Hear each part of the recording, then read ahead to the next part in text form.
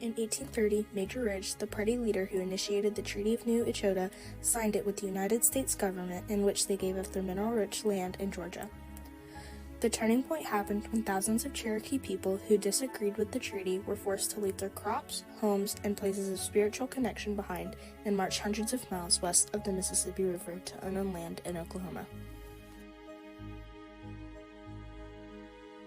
But first, let's talk about what happened before that.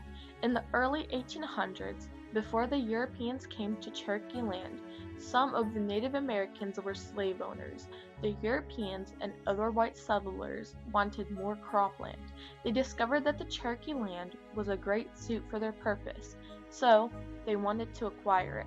The settlers needed the Cherokee to be on their side, so they attempted to convert them to their ways and customs of life.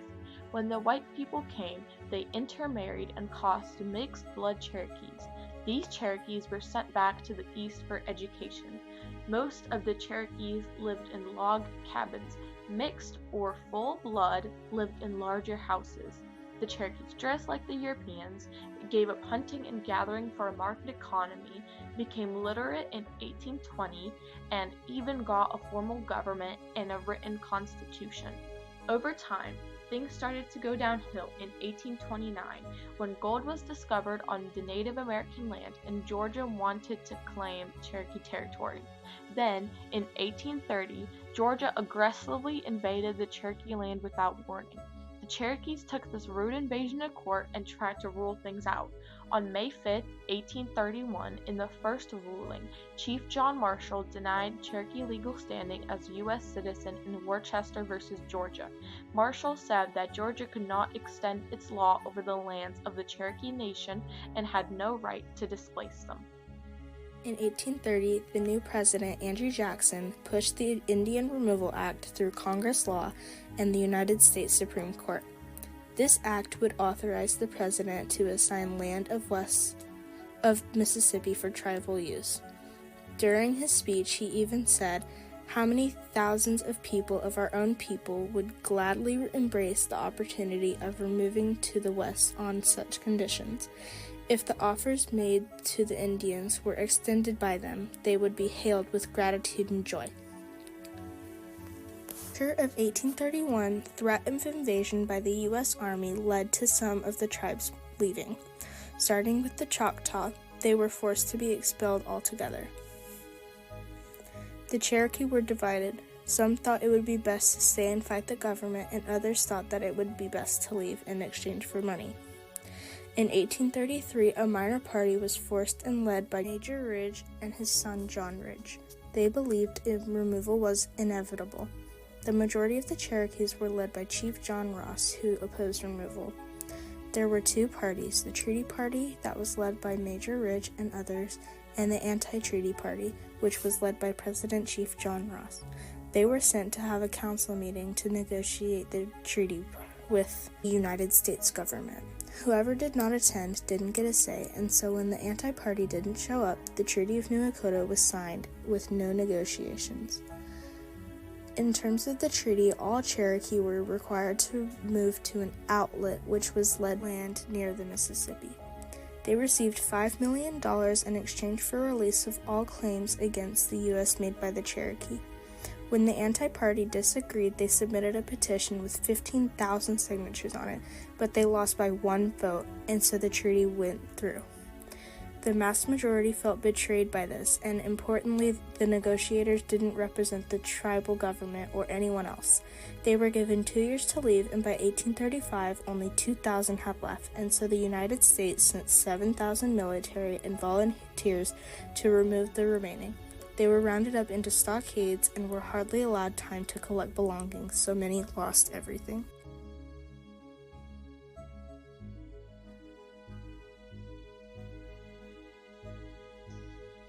After the Native American land was found to be valuable, the white people resorted to land to get rid of their indigenous neighbors and did many things to try and claim their land.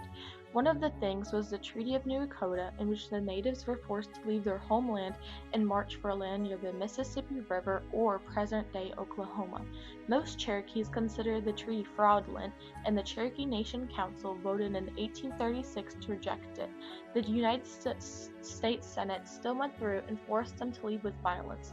By 1838, only 2,000 natives have left the land, and many still decided to try and hide in the mountains. The president sent a general and 7,100 soldiers to start the removal process. The general and his troops found the Indian stockades while they looted their abandoned homes and land. In the end, the Indians marched 1,200 miles to their new Indian territory, and about 5,000 died from this tragic moment in history. This was called the Trail Where They Cried, or in modern-day terms, the Trail of Tears. After the Trail of Tears, all of the Native Americans, including Cherokee, were transported to Oklahoma in many different ways. Many of the Cherokee came to Oklahoma by using wagons drawn by oxen. The journey was often slow, and they would commonly have to wait many days for the water streams to settle down before they were able to cross them. Families had to do their cooking on the road, and they had no matches and often had to start fires using 2 pieces of flint hitting each other and causing friction. Sometimes they would even have to rake away snow to start fires, as the snow was in the way of the heat. The natives also used to carry dry wood in their wagons to start fires. Even though they had wagons, the Cherokee walked most of the time because the wagons were full of their belongings and materials. Oftentimes, families or teams would give up and have to be split up and go their separate ways. Those on the Trail of Tears most of the time would not stop moving and walking unless someone passed and had a grave to be dug. Many were forced to walk with no resources or food needed to survive. Right after the Trail of Tears, the United States government promised the Cherokees that they would never touch their land again. But as time went on, the white colonization kept spreading through Cherokee land in North Carolina. Even after that, the white settlement kept spreading through the Native American land, and it started to become smaller and smaller. Additionally, now Oklahoma has the highest number of Native Americans in the entire United States.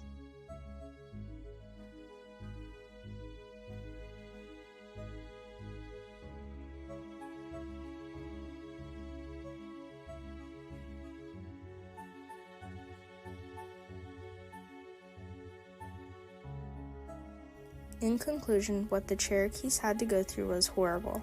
They had to basically restart their lives in new unknown lands that they were unfairly forced to march to. It was already bad enough that they were kicked out of their native land that many had spiritual connections with. They had to march over 1,200 miles to new land. Most of them died on this journey, and it is important for us to remember this turning point that changed the United States forever.